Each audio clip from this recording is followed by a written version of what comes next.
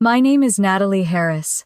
I am 31 years old, and I thought I had finally built a life that no longer revolved around my mother's demands. But then her wedding invitation arrived, and tucked inside was not joy or celebration, but a condition I would only be welcome if I apologized for years of things I never did. At first I told myself it was just her way of keeping control, until an email from the planner confirmed she had written strict orders that I be stopped at the gate if I dared to show up without begging for forgiveness. That was the moment something inside me cracked. How far would you go if your own mother erased you in front of the world? Stay with me, because what happened next is a story you will not forget. Let me take you back to where it began. I was sitting at my kitchen table in Austin sipping lukewarm coffee when the envelope slid from my stack of mail. It was ivory with gold trim, the kind of stationery people use when they want to show off. My mother's handwriting was still as sharp as I remembered, each letter pressed like it carried the weight of 1,000 grudges. I opened it expecting at least a polite invitation. Instead, my chest tightened when I read the words. It wasn't just a wedding invitation. There was a note inside that told me I could only come if I apologized. I read it 3 times, my hands shaking a little more with each pass. My mother Elaine had finally decided to marry Mark Benson, the real estate guy she met at a church fundraiser. She wanted her big day to be perfect, and apparently the only stain on her version of perfection was me. The condition was clear. No apology, no entry. I felt my stomach churn, the taste of bitterness climbing into my throat. After everything I had done for her, after all the nights I stayed up working overtime so I could help her with credit card payments, this was her way of drawing the line. My phone buzzed. It was an email notification from Rachel, the wedding planner I had hired and paid for months ago. I almost ignored it, but the subject line caught me. It read guest list confirmation. I opened it, scanning the lines of polite professional language until my eyes froze on a sentence that hit harder than the invitation itself. Elaine had written, "If Natalie shows up without issuing a public apology, she is not to step foot inside. Security must stop her at the gate." I dropped the phone on the table, my hands clammy. It was like being erased by my own mother. I could picture her telling Rachel this with that calm, matter-of-fact tone she used whenever she wanted to make sure everyone knew their place. My fiancé Daniel walked into the kitchen just then, still in his work clothes, tie loosened, and hair mussed from the Texas heat. He saw my face and frowned. "What's wrong, Nat?" I handed him the card and the phone. He read both, his jaw tightening as he scrolled. For a long moment he said nothing, just set the papers down and pulled out the chair across from me. "She really wrote this," he finally said. "She actually told them to keep you out." I nodded, the lump in my throat making it impossible to speak. I thought of all the years I had tried to earn her approval, the endless comparisons to my younger sister Carolyn, the way my mother treated my mistakes like sins she could never forgive. Daniel reached for my hand. "You don't have to do this. You don't have to grovel just to be part of her show." "But it's my mother," I whispered, hating how small my voice sounded. He squeezed my fingers steady and warm. "Mothers aren't supposed to treat their daughters this way." I leaned back, the weight of years pressing on my chest. I remembered being 10, standing in the hallway as my parents fought. My father's suitcase was by the door. He looked at me with tired eyes before leaving, and my mother's words rang in my ears that night. "If it weren't for you, maybe he'd still be here." Now, decades later, nothing had changed. She still blamed me for everything. And now she wanted me to beg her in front of her friends, just to sit at a table in a room I had paid for. I wiped my face with the sleeve of my sweatshirt. My coffee had gone cold, untouched. Daniel watched me quietly, giving me space, but not letting go of my hand. "I should have known," I said, finally, my voice breaking. "I thought paying for this wedding would be a way to make peace. But all she sees is a chance to remind me that I'm never good enough." The room was silent except for the hum of the refrigerator. The words on the invitation blurred as fresh tears welled in my eyes. I folded the card carefully, almost too carefully, as if handling it gently might change the cruelty written on it. Daniel pushed back his chair and stood leaning down to kiss the top of my head. "We'll figure this out. But you don't have to let her humiliate you to feel like you belong." I wanted to believe him. I wanted to believe there was another way to be her daughter without being her scapegoat. But in that moment, staring at the invitation and the email, all I could feel was the sharp edge of betrayal cutting into me once again. When I was 10, I sat on the carpet in our small living room in Dallas, with my knees pulled up to my chest, listening to the sound of my father packing his suitcase. The zipper rasped like a saw through the silence, cutting the air in a way that made my heart pound. I remember staring at the clock on the wall, watching the second hand tick, as if it were counting down to the end of something I could not stop. My father bent down for a moment, his hand brushing over my hair, and his eyes were tired in a way I could not understand at the time. He whispered that he loved me, then stood up and reached for the door. My mother Elaine followed him with words sharp enough to slice glass. She did not say goodbye to him. Instead, she turned on me as the door closed behind him. If it weren't for you, maybe he would still be here.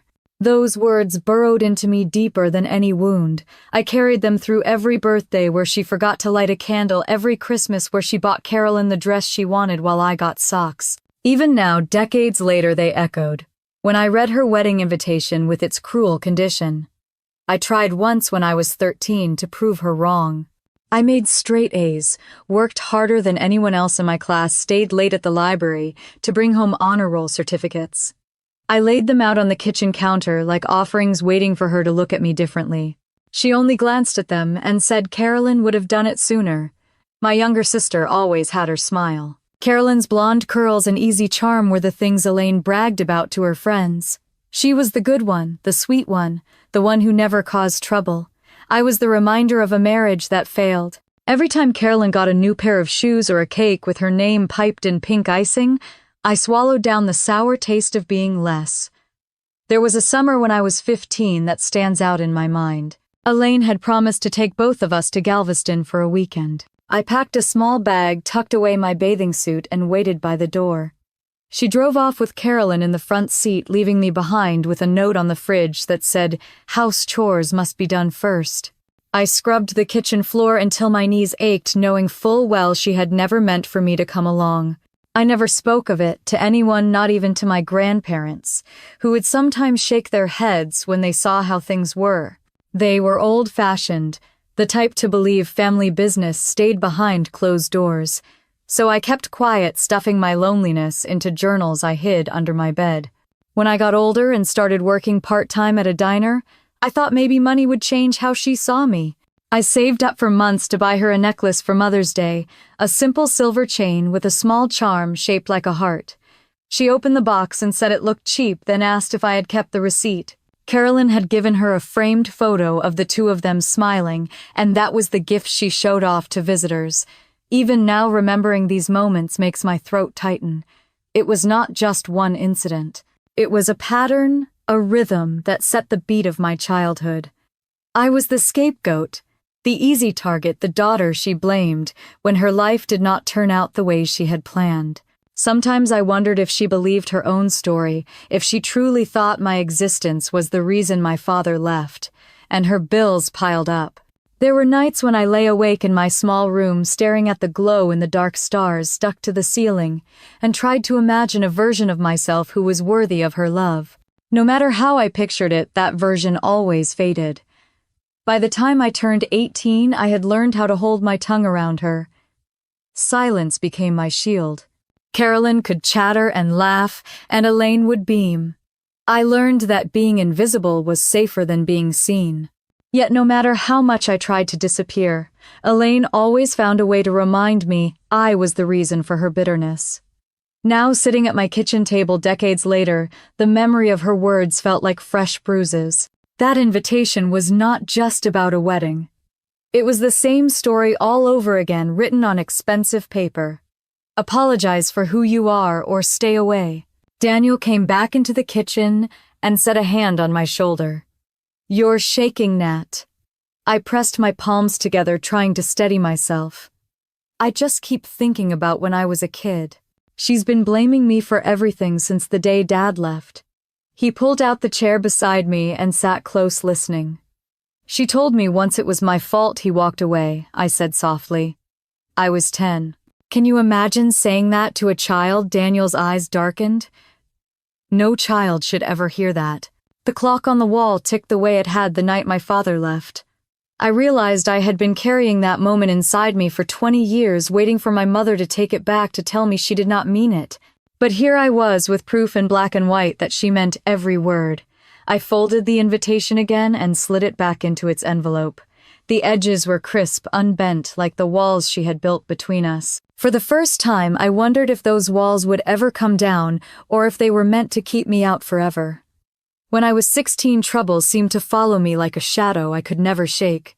There was a fight in the school hallway one spring afternoon. 2 girls were arguing over a boy, and somehow I got pulled into it. One shoved, the other books went flying, and in the chaos I was accused of starting it. The assistant principal called my mother to come down to the school. I sat outside the office on a stiff wooden bench trying to hold my hands still in my lap. I kept replaying the moment in my head, how I had only been standing nearby, how I never even touched anyone. When the office door opened, my mother's heels clicked sharply against the tile as she walked in. For a brief second, I thought maybe she would believe me. Maybe she would take my side just once. She stood in front of the principal's desk, arms crossed, and before I could open my mouth, she said it. She has always been difficult. This isn't the first time she's embarrassed me. My heart sank.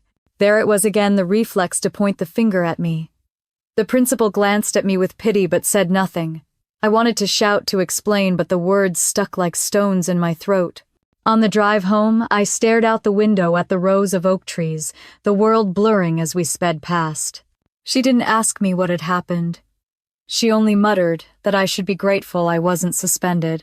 At dinner that night, she told Carolyn to eat quickly so she wouldn't be late for her dance class, and not once did she look me in the eye.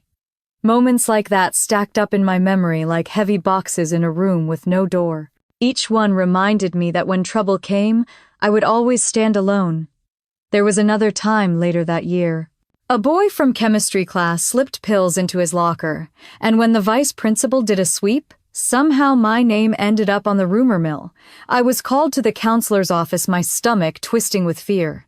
I explained, I pleaded, but the counselor said he had to call my mother just in case. Elaine showed up with a look that could cut steel. She did not ask questions, she did not demand evidence. She simply sighed and said to the counselor, "I am not surprised. She has a way of attracting negativity." My cheeks burned with shame as I sat there powerless to defend myself against her certainty. The counselor finally admitted there was no proof, no reason to punish me, but the damage was already done. My own mother had spoken of me like I was a lost cause. I went home that day and shut the door to my room, clutching my pillow until my arms ached. I heard Carolyn laughing with her friends on the phone in the next room, planning their weekend trip to the mall. I felt like I lived in a house where one daughter was cherished and the other was a burden no one wanted to carry. Years later, those memories still sting. It wasn't just the false accusations. It was the way Elaine chose to believe them every time. She could have looked at me and said, "I trust you." Instead, she handed me over to judgment like it was the easiest thing in the world. One evening, near the end of high school, I tried to confront her. She was folding laundry in the living room, the glow of the television flickering across her face. I stood there clutching a stack of college brochures, heart pounding. I asked her why she never believed me, why she always assumed the worst. She barely looked up. "Because trouble follows you, Natalie. It always has." I wanted to scream that it wasn't true, that I had worked so hard to keep my head down to get good grades to stay out of trouble. Instead, I went back to my room and stuffed the brochures into a drawer. I felt like no matter where I went, her voice would follow me, telling the world who I was before I had the chance to show them myself. Sitting at my kitchen table, now staring at her new invitation, those scenes played in my head as clearly as if they had just happened. The scolding in the principal's office, the accusation in the counselor's room, the dismissive shrug when I asked for trust. They were all pieces of the same puzzle. Daniel touched my shoulder gently. "You're somewhere else," he said softly. I blinked and looked at him. "Just remembering," I whispered. "All the time she threw me under the bus." He nodded, his thumb tracing small circles on my back. "She built a story about you, and she's never let it go. I swallowed hard, the taste of old tears rising. For her, I was never the daughter trying to make her proud. I was the scapegoat, the excuse, the living reminder of everything she lost. And now with this wedding, she had found another way to paint me as the problem. The clock ticked louder in the silence of the room. I folded my hands in front of me, steadying my breath. For the first time, I allowed myself to think that maybe nothing I did would ever change the way she saw me. After college, I packed up everything I owned into the back seat of a used Honda and drove from Dallas to Austin with the kind of shaky excitement that comes from knowing no one is waiting for you but yourself. I had accepted an entry-level job at a tech company downtown. It was not glamorous and the hours were long, but the first time I held a paycheck in my hands, I felt a strange pride I had never known at home. Those first years on my own were hard. I lived in a tiny one-bedroom apartment with paper-thin walls and a leaky faucet in the bathroom. I ate ramen more nights than I care to admit, but every time I looked around at that little space, it felt like mine. No one could tell me I was trouble. No one could compare me to Carolyn. My mother, of course, found ways to reach into that new life. She called often not to ask how I was, but to talk about her bills. The first time she asked for help, I hesitated. She told me her credit card debt was drowning her, and without thinking too hard, I transferred $500 from my savings. She said thank you, like she was doing me a favor by letting me help. It did not stop there. Every few months, another crisis. An overdue electric bill, a car payment she had fallen behind on, a medical copay she claimed she could not manage. I picked up extra shifts, volunteered for projects at work that came with overtime, and watched my weekends disappear. Each time I wired the money, I told myself maybe this would be the moment she softened toward me. It never was. By the time I turned 27, I had been promoted twice. I was finally able to trade the Honda for a newer car and move into a better apartment. Yet even then, my mother would remind me how much I owed her. She would say, "You think you got where you are all on your own. If I had not raised you, you would be nothing." I remember one evening clearly. I had just come home from the office, exhausted, when she called. She launched into a story about how her landlord was threatening to evict her. I sat at my kitchen counter, listening to her voice pour through the phone while I stared at the stack of bills in front of me. Something inside me broke that night. I told her I could send 1 month's rent, but that was all. She snapped back, 1 month.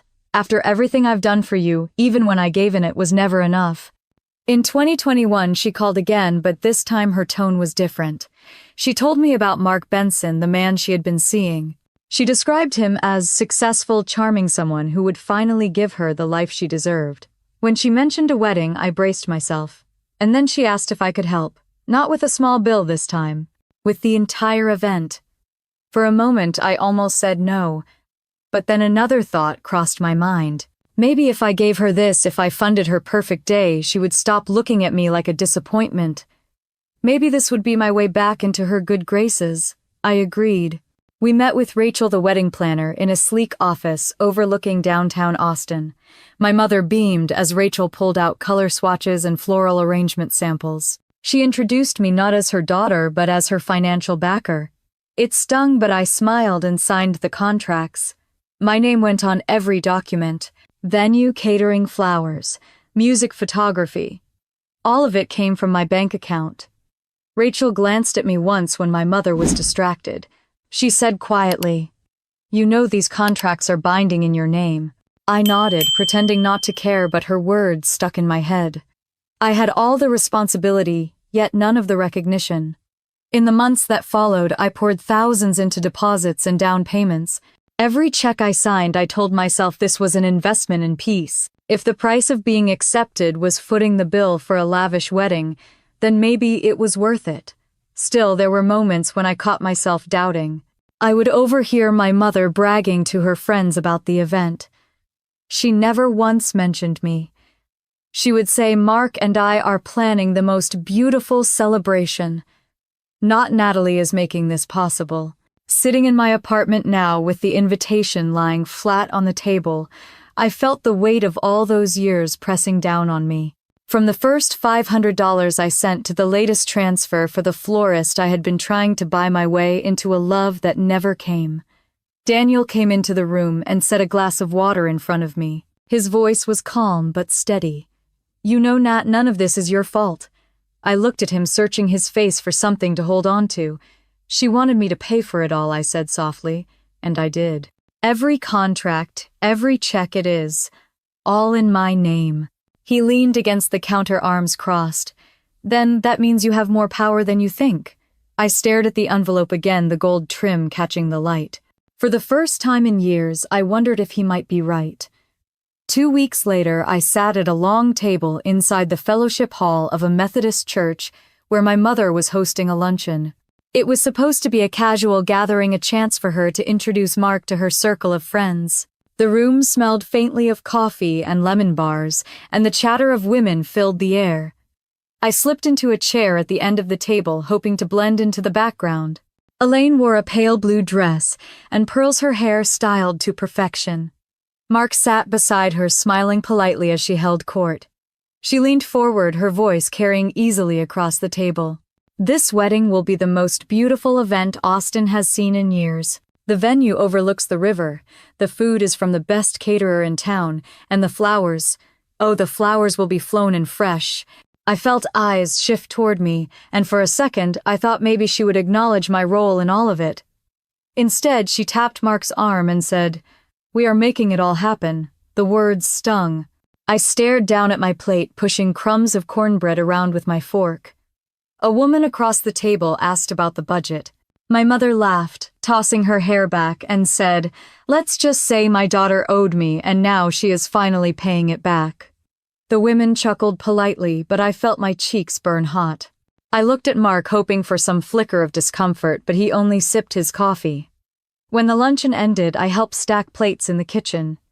My mother followed me in heels, clicking against the linoleum.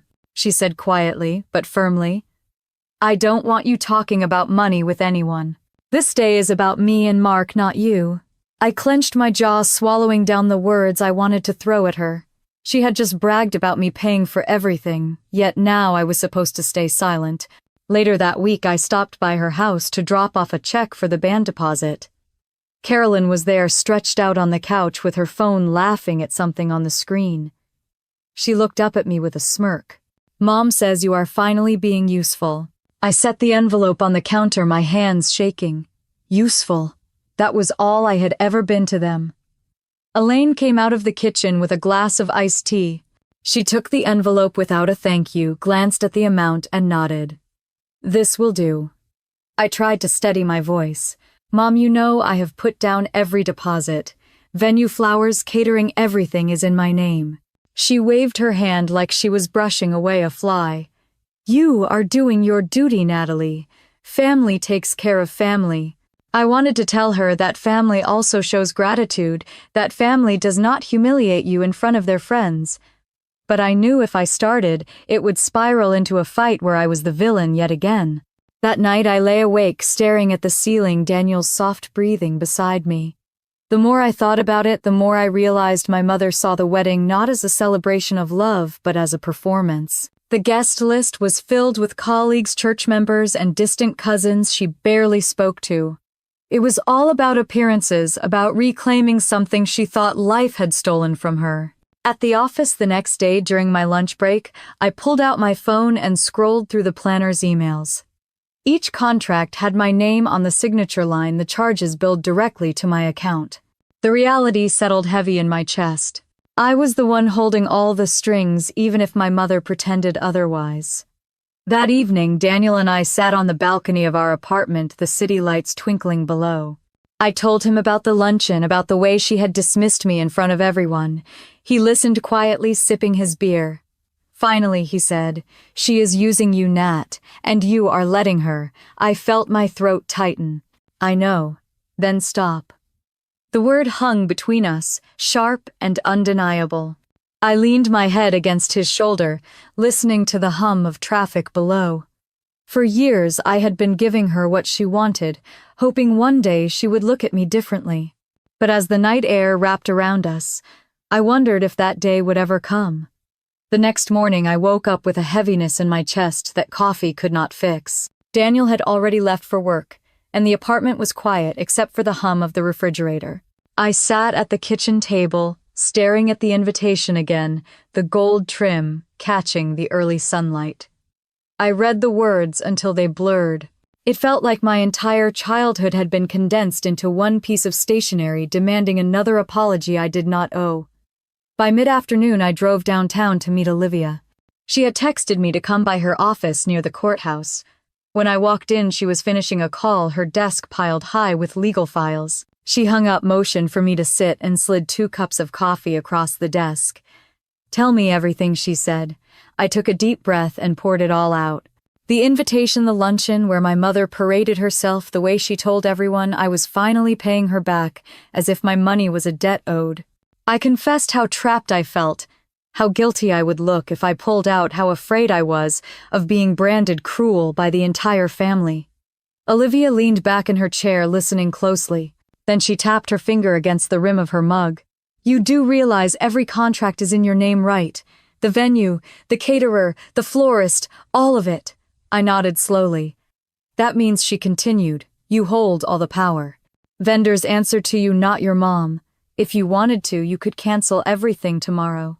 Her words sent a shiver through me. I pictured the reception hall, standing empty chairs stacked in the corner, a band packing up their instruments. I imagined my mother standing in the middle of it all, furious and humiliated. The thought both thrilled and terrified me. "She'll never forgive me," I whispered. Olivia gave me a long, steady look. "Natalie, when has she ever forgiven you?" The silence that followed was heavier than anything I could have spoken. That evening, Daniel came home to find me sitting at the dining table with my laptop open, contracts spread out like battle plans. He loosened his tie and set down his briefcase. "You're really thinking about it," he said. I glanced up at him, my throat tight. "I don't know if I have it in me." He pulled out the chair next to me, his voice calm. "You've had it in you all along. You survived her. That takes strength most people never see." I stared at the paperwork. For years I had told myself being quiet was safer, that if I gave enough, maybe she would stop seeing me as a disappointment. But the more I looked at those contracts, the clearer it became. Quiet had never bought me peace. It had only made me invisible. 2 days later, my phone rang while I was at work. My mother's name flashed across the screen. I stepped into the stairwell, pressing the phone to my ear. "The florist says the deposit hasn't cleared. Did you send it?" Her voice was clipped, impatient. "Yes, I said it should go through tomorrow. Well, hurry it up. We can't afford mistakes. We, always we. A we that never included me." When I got home that evening, Daniel was making pasta. He glanced at me as I dropped my purse on the counter. "She called again, didn't she?" I nodded. "She doesn't even see me as part of it." He set down the wooden spoon. "Then stop letting her use you." His words echoed in my chest long after dinner was over. That Saturday, Olivia came over with a bottle of wine. We sat on the balcony, the city glowing beneath us. She told me stories about families she had represented, daughters who had been used for years until they finally stood up for themselves. She said my mother was counting on me to stay quiet. That silence was what kept her control intact. I looked out at the skyline, the hum of traffic rising from the streets below. All my life I had been chasing approval, trying to rewrite the story my mother had already written about me. Maybe that story could never change. When Olivia left, Daniel and I lingered on the balcony. He slid his hand into mine, steady and warm. "Whatever you decide," he said, "I'm with you." The next morning I woke to an inbox full of vendor emails. Confirmations, payment, reminders, timelines. My mother had forwarded one with a short note: "Handle this." No thank you, no acknowledgement, just another command. I stared at the screen until the words blurred. At work I could hardly focus. During lunch I sat in my car in the parking garage, scrolling through contracts on my phone. Each one bore my name, my signature, my bank account tied to it. A strange feeling spread through me. For the first time I realized the power had always been mine. That night I laid the contracts out again on the dining table. Daniel sat across from me, watching quietly. His silence felt like trust. He was waiting for me to see it myself. I picked up the one for the venue, the biggest expense of all. My name at the bottom seemed to glow under the lamplight. It was like seeing my own reflection after years of thinking I had disappeared. I pressed the papers flat, my hands steady now. For the first time in years, I felt the edges of control shift into my hands. Not freedom yet, not fully, but the outline of it was there, waiting for me to step across.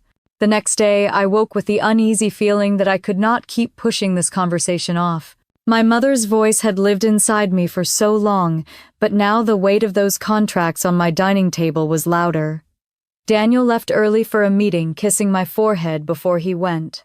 I sat at the kitchen counter with a cup of coffee gone cold, staring at the stack of papers that held both my burden and my power. I knew I had to face her. I called that afternoon and asked if we could meet. Her tone was clipped annoyed, but she agreed. She suggested a diner off I-35, the same one we used to go to after church when I was a teenager. I drove there with my hands gripping the wheel tighter than usual, my heart thudding with a mix of fear and determination. When I walked in, she was already seated in a booth, her posture perfect as always. A glass of iced tea sat sweating on the table in front of her. Carolyn was with her, lounging against the seat with her phone in hand. I slid into the opposite booth, smoothing my palms against my jeans to hide the tremor in my hands. "I want to talk about the wedding," I began. Elaine's eyes flicked up from her glass. "You don't need to talk. You just need to do what I asked." My throat tightened. "You mean apologize?" "Yes, apologize," she said, her voice sharp and cold. "Stop making this all about you." Carolyn finally looked up from her phone, smirking. "She's right, Nat. You're always dramatic. Why not just say you're sorry and be done with it?" I looked from one to the other, feeling the familiar sting of being cornered. My voice shook at first, but I forced it steady. "Mom, I've put down every deposit. The venue, the caterer, the florist, all of it is under my name. I thought this was supposed to be a chance to make peace, not another way to humiliate me." She set her glass down, unimpressed. "You're doing your duty. That money doesn't change the past. You owe me that much." The words slammed into me. Duty, owe me. I thought of the years I had bent myself in half to keep her afloat, the loans I had taken, the nights I had cried myself to sleep after she called me ungrateful. I reached into my bag and pulled out the folder of contracts. I laid it flat on the table and slid it toward her. "Do you understand what this means? These are my contracts. If you don't want me there, then none of this happens." Carolyn gasped, her face twisting with disbelief. "You wouldn't dare." Elaine's lips curved into something almost amused. "You are bluffing. You wouldn't dare humiliate your own mother." Her words struck something deep inside me. For years she had humiliated me without hesitation, belittled me in front of family, dismissed my efforts as meaningless. My voice came out steady, even calm. "I'm not bluffing." The air went heavy. Carolyn's eyes darted between us, her voice rising. "She's lying, Mom. She just wants attention." Elaine stood suddenly, her chair scraping the tile. She grabbed her purse, her expression icy. "You need to grow up, Natalie. Life is not about you. If you want to be at my wedding, you will apologize in front of everyone. If not, stay home." She turned and walked out, Carolyn following close behind. I sat frozen in the booth, staring at the empty space where they had been. The waitress came over quietly and set down the check. "You okay, honey?" she asked, her voice soft. I forced a smile. "I will be." Back at the apartment later that evening, I replayed every second of the diner conversation. Daniel listened as I spoke, his face tight with anger. She really said that, I nodded, tears filling my eyes. I told her about the contracts. I told her I could cancel everything. He reached across the table, taking my hand in his. "Then maybe it's time you did." The folder was still on the table between us. I opened it, flipping through the contracts one by one. The venue, the catering, the band, the flowers. Every single one bore my signature, not hers. For so long, those documents had felt like chains. But now, staring at them under the glow of the lamp, they looked more like keys. I thought about my mother's face when I slid the folder across the table. The flicker in her eyes before she masked it with disdain. For the first time, she had seen me as someone who could take something away from her. That moment had shaken her. Daniel's voice was quiet but steady. She has used you your whole life. You don't owe her this. I leaned back, staring at the ceiling, feeling the weight of years pressing down. I thought of all the birthdays where I was forgotten, the graduations, where she criticized instead of congratulated, the times she called me a disappointment in front of Carolyn. I thought of the little girl who once believed that if she tried hard enough, her mother would love her differently. That little girl had grown up into a woman holding the contracts for her mother's wedding. I closed the folder and set it aside. My chest ached, but there was also a strange steadiness in me. The choice was still ahead, but I knew now that the power had shifted. The woman who had once told me I was nothing could not have her perfect wedding without me. The night stretched on the sounds of the city drifting in through the window. Daniel sat quietly beside me, giving me space. My hands were no longer shaking. I could feel the line in front of me, the place where I would decide once and for all. I was not ready to cross it yet, but for the first time I knew I could. Morning after the confrontation, I woke with swollen eyes and a hollow ache in my chest. Daniel was already in the kitchen, scrambling eggs, humming quietly like he always did when he knew I needed calm. I sat at the table wrapped in my robe, watching the steam curl up from my coffee. The silence between us was gentle, not heavy, but it pressed me toward a decision. I can't keep letting her do this, I said, finally, my voice raw. Daniel set the spatula down and met my eyes. Then, we don't have to be here when her big day falls apart. We can be somewhere else, somewhere beautiful. I frowned, unsure if I had heard him right. Somewhere else. He sat across from me, his hand covering mine. What if we leave on the morning of the wedding? What if we book a trip and let her day unravel without us in the middle of it? The idea was so bold it knocked the breath out of me. For years every choice had been about her. Now Daniel was telling me I could choose myself. Where would we go? I asked softly. He smiled, the corners of his eyes crinkling. Maldives. 10 days. Sunwater, no one telling you you're not enough. I laughed, shaky but real. The Maldives. I had seen pictures of the white sand, the turquoise waves, the bungalows that floated above the water. It sounded like another world, one I had never allowed myself to imagine living in. Daniel pulled his phone from his pocket and started searching flights. His energy was steady, determined. He looked at me over the screen. Say yes, Nat. Let's turn her day into our escape. My heart pounded as I thought about it. I pictured my mother standing in a room full of guests, her voice sharp, demanding to know where the flowers were, where the caterers had gone, where her daughter was. Then I imagined myself on a beach, half a world away, warm sand between my toes, the ocean wrapping me in peace. The contrast was almost dizzying.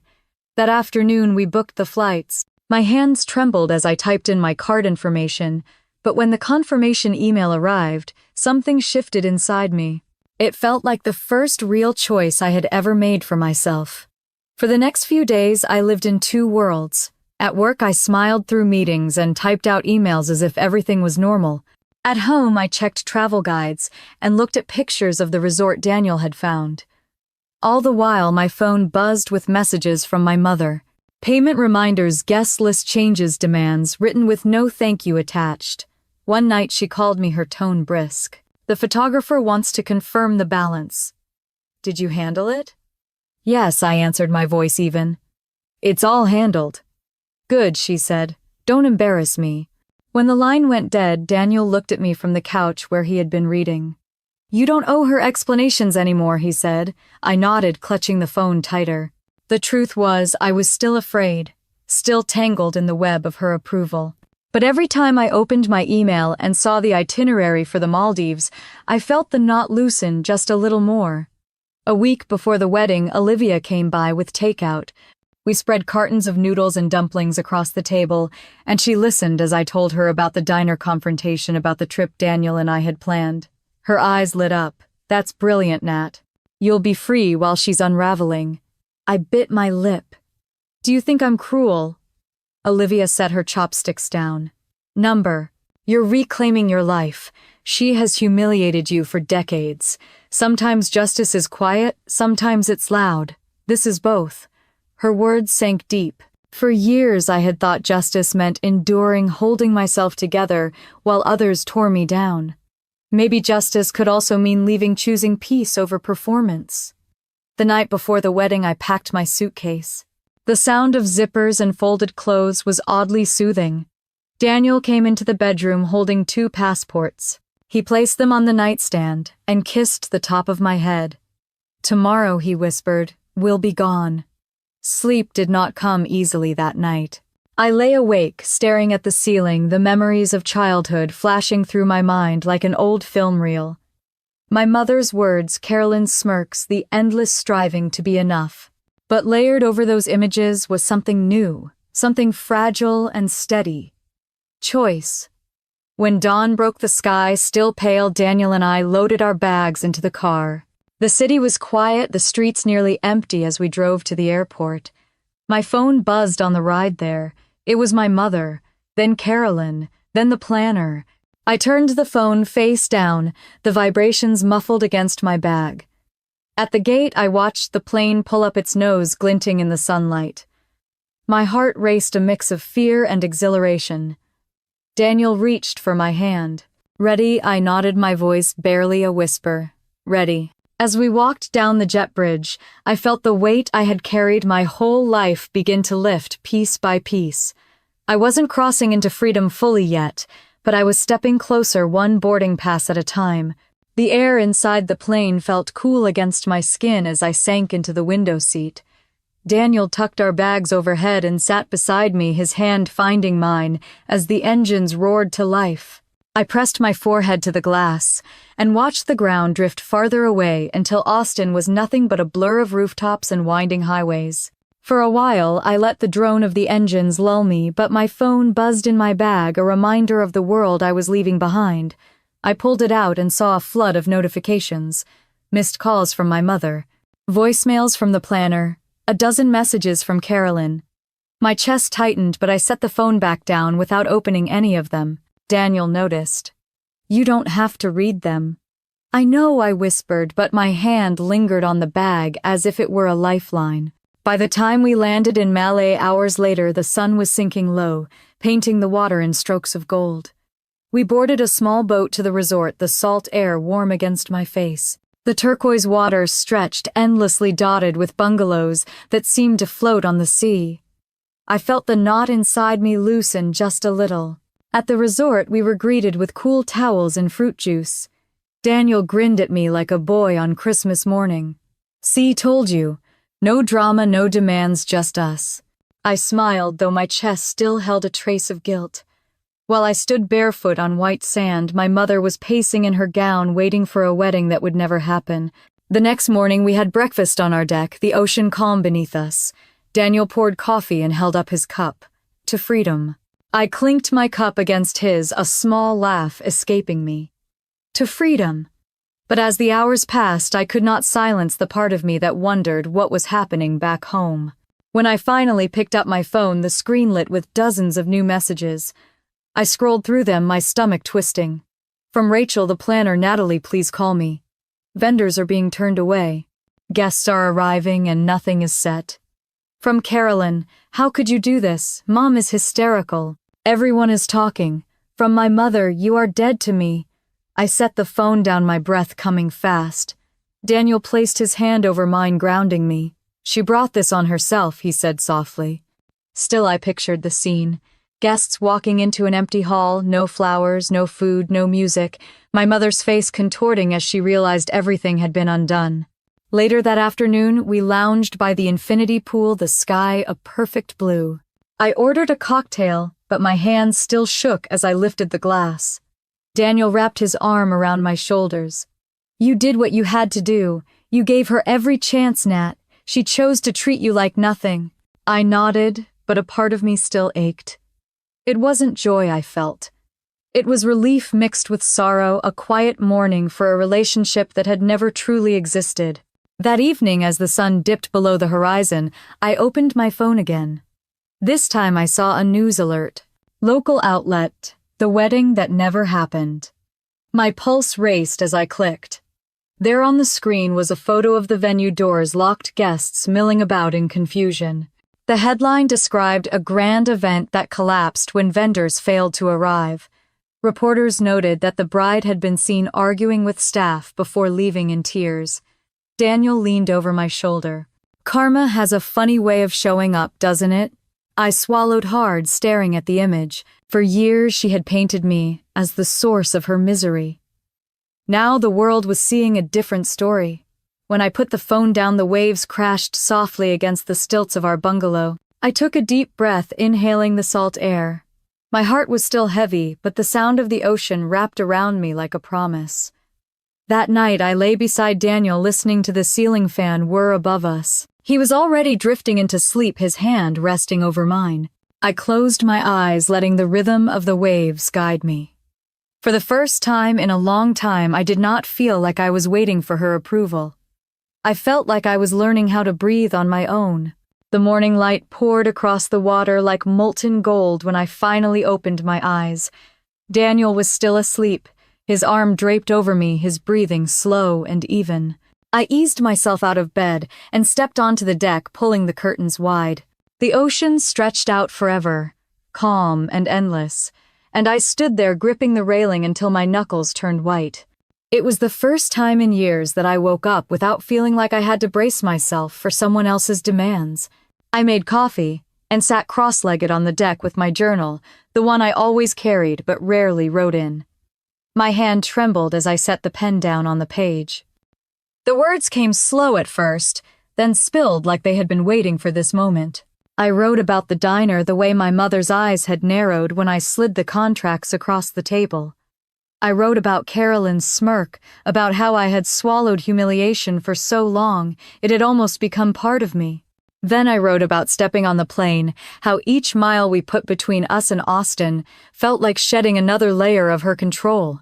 Daniel came out, his hair mussed, carrying 2 cups of coffee. He sat beside me and kissed my temple. "What are you writing?" "Just trying to get it out of my head," I said. "Good. Don't keep it locked inside." We spent the morning walking along the shoreline. The sand was soft under our feet, the waves warm as they lapped at our ankles. A young couple nearby laughed as they built a clumsy sandcastle. For a moment I envied their lightness, that easy joy that had never been mine in my mother's house. Daniel squeezed my hand as if sensing my thoughts. "This is your life now, Nat. You get to choose." When we returned to our bungalow, my phone buzzed non-stop in the drawer where Daniel had tucked it the night before. I hesitated, then pulled it out. Dozens of messages blinked on the screen. Voicemails, missed calls. My stomach clenched. Against Daniel's gentle protest, I pressed play on one. It was my mother's voice, sharp with fury. "How could you do this to me? Do you have any idea what people are saying?" Mark walked out. The guests left humiliated. "I will never forgive you for this." Her words stabbed like knives, but underneath the rage I heard something else.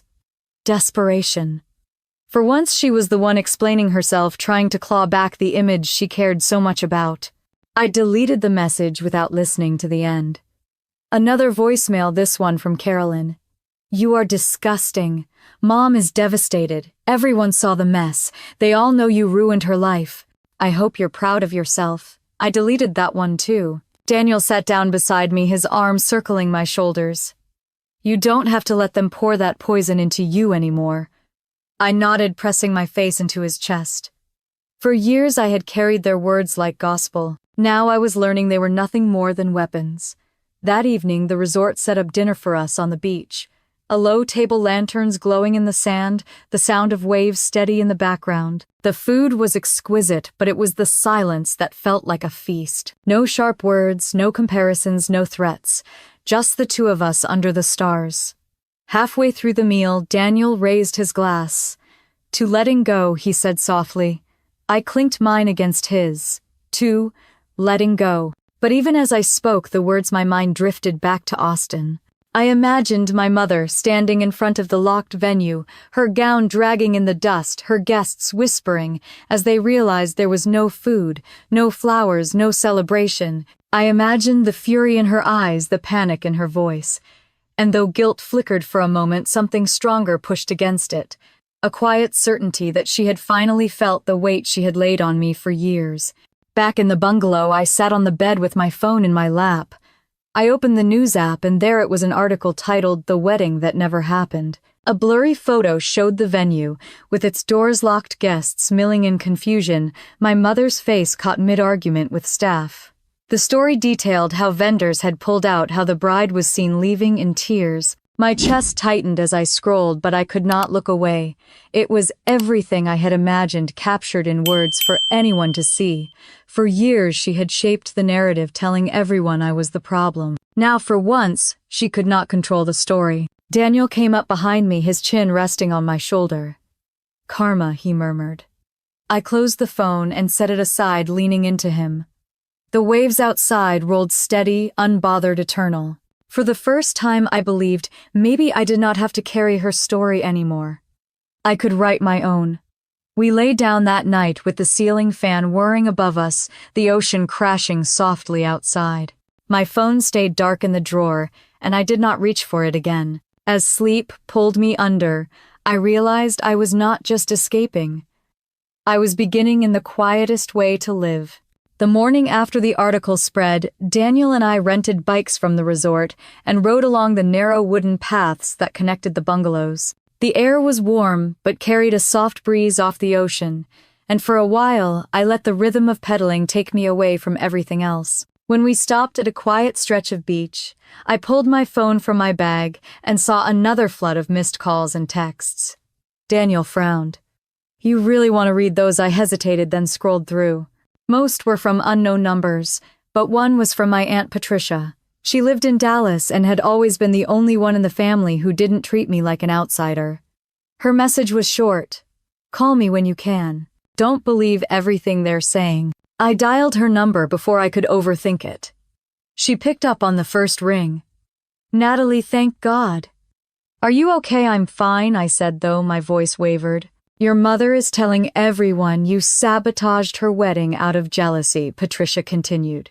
"She's furious, but not everyone is buying it. Some of the relatives know what she's like. I thought you should hear it from me." I sank into the sand, the phone pressed tight to my ear. "Thank you for telling me. I don't know what I expected, but I guess I shouldn't be surprised." Patricia sighed. "You did what you had to do. Nobody blames you, not the ones who really know the truth. Just protect yourself." After we hung up, Daniel brushed sand from my shoulder. "What did she say? That my mom is spinning her own story?" I whispered. "And that some people actually believe me?" Daniel nodded firmly. "That's a start." That afternoon we took a snorkeling trip. For a few blissful hours I was surrounded by coral and fish, shimmering in colors I had only ever seen in postcards. I floated on the surface, staring at the sky, and thought about how far I had come. But when we returned to the bungalow, reality waited. Another voicemail had arrived, this time from a lawyer. My pulse quickened as I listened. "Miss Harris, this is Attorney Collins, calling regarding some financial obligations tied to the canceled contracts. Please call our office at your earliest convenience." Panic washed over me.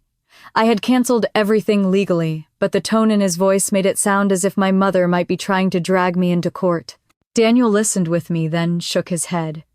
"She can try, but those contracts are yours. You're in the clear." Still, the thought of lawyers and courtrooms tied my stomach in knots. I sat on the edge of the bed, staring at the ocean, wondering how far my mother would go. Later that night, as we ate dinner in the open-air restaurant, I noticed a couple at the next table whispering while glancing at me. I shifted uncomfortably until one of them leaned over. "Excuse me, are you Natalie Harris?" I stiffened. "Yes."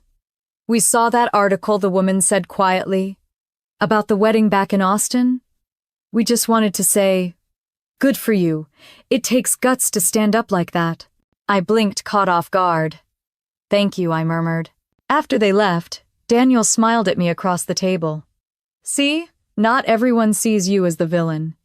The rest of the trip passed in moments of peace, interrupted by flashes of tension.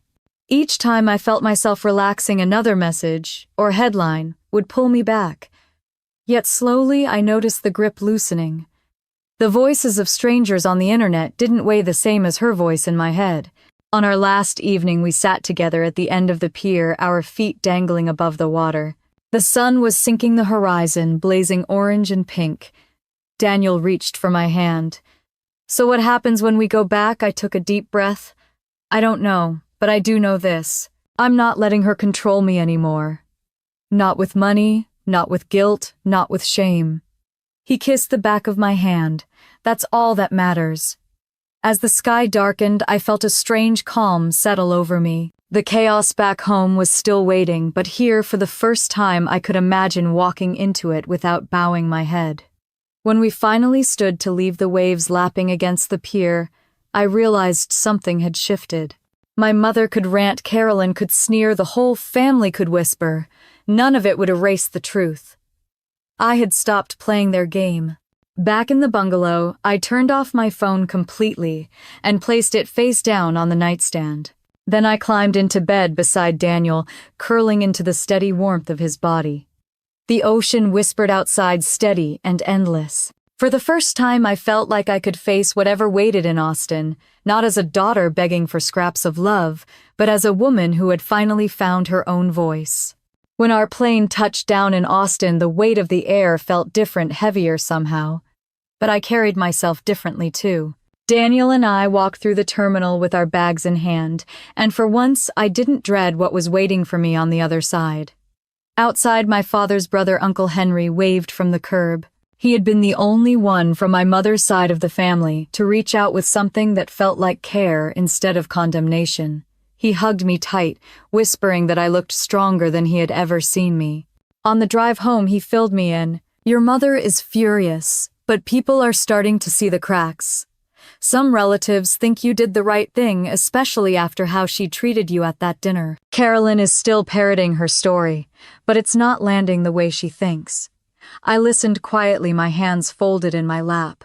It was strange to hear that sympathy existed at all after a lifetime of blame. When Daniel and I got back to my apartment, I found an envelope taped to my door. My name scrawled across the front in my mother's handwriting made my stomach twist. Inside was a short note. "You are no longer my daughter. Do not contact me again." I stared at the words until they blurred. Daniel reached for the paper and set it down on the counter. "You don't need to let that destroy you." I took a deep breath and nodded. It hurt, but it also freed me in a way I hadn't expected. The final cut had already been made. Over the next week, the storm in town raged. Articles circulated, whispers moved through church gatherings, neighbors looked twice at me in the grocery store. But instead of shrinking under the weight, I held my head high. Patricia invited me over for dinner, and when I arrived, she hugged me with tears in her eyes. "You don't know how many of us wished you would finally stand up." One night, as Daniel and I sat on the balcony watching the city lights, he asked if I regretted any of it. I thought about the Maldives, about the locked doors of the venue, about my mother's voice cracking in that voicemail. I shook my head slowly. I regret that it had to come to this, but not that I chose myself. A month later, word spread that my mother had quietly married Mark in a courthouse ceremony. No guests, no flowers, no music. Carolyn posted a blurry picture online, trying to make it look like a triumph, but everyone saw the hollowness. For once, I did not feel a pull to respond. I closed the app and set my phone aside. I poured my energy into my own life. At work, I stopped letting people walk over me the way I used to. With Daniel, I let myself dream out loud about the future. And with myself, I began to practice something I had never truly known, forgiveness not for her, but for me.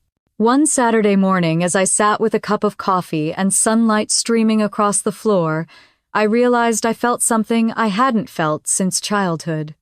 Peace. It wasn't perfect, and it wasn't permanent, but it was mine.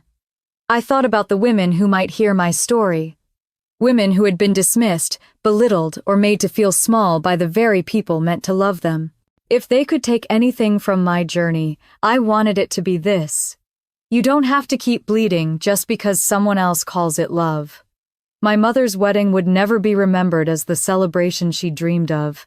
But my choice, as painful as it was, gave me something she could never take away. My freedom.